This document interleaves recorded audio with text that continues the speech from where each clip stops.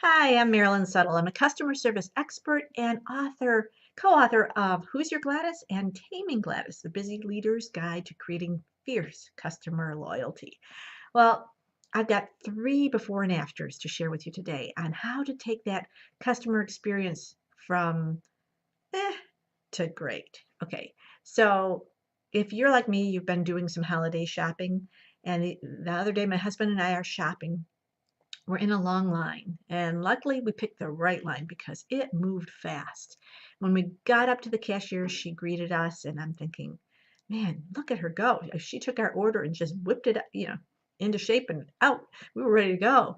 Um, so I'm thinking, superstar, right?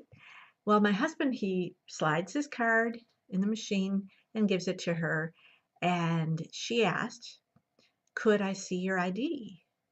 So he took the card back, put it in his wallet, and gave her his driver's license. And that's when she said, how am I going to know if you're you if I don't have both your license and your credit card? Wow. Ouch. Well, my husband pulled his other card back out and let her see them. Now, what would have worked so much better rather than kind of shaming him in that moment would have been to say frame it for in a way that makes it show that you care about the customer. She could have said, "For your protection, I need to see both your license and the card so that we make sure your identity is safe." I mean, such a small difference, and it completely reframes the experience for us. So the next thing that happened was that my husband did what I do all the time, and I thought I was the only one. I kind of look at shiny things and lose track of what's happening in the moment, and she finally said, "Any day now." He hadn't signed his name on the box for the credit card. So he signs it, and I'm thinking, okay, she wants speed. I gotta hand it to her. She knows how to make that line move.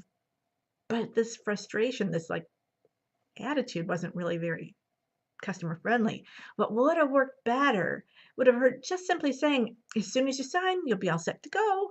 It doesn't have to be that kind of like poke, poke, poke. Well, that got my curiosity going because here she, in one respect, she's really a superstar at getting things handled, and on the other, she's saying these little snarky things. So I asked her, I said, I'm just curious, how do you deal with clueless customers like us who can't seem to do anything right? And she said, oh, this was great. She said, I've mastered the art of sarcasm. Wow.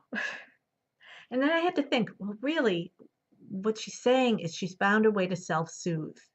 And her way of self-soothing is to get sarcastic, that I can just imagine her writing a customer service book called Mock the Customer. It's not really the best idea though. There's other ways of self-soothing. One might be to say to yourself, this is what I'm going to be able to share with my friends. Vent to the right person. Knowing that you can vent all this stuff later kind of helps it be easier to cope with. Or she could do the self-talk, like saying, this is a person, not a problem standing in front of me. She could, take a moment to breathe through it. And, whenever I hear somebody say stress relief through breathing, it's like, oh, I've heard it a million times. But the act of breathing actually restores a sense of reason and ability to cope. So there you go. There's some before and afters. Actually, she really was a great service provider. With just a couple tweaks, she would create a memorable experience. She created a memorable experience, just not the best one. So how about you? Do you have an example to share? I'd love to hear your before and after. And how do you nurture your employees, your service providers to take those small things, become more self-aware of them so that they could take it up to from good to great and from great to fantastic. All right, thanks. Bye-bye.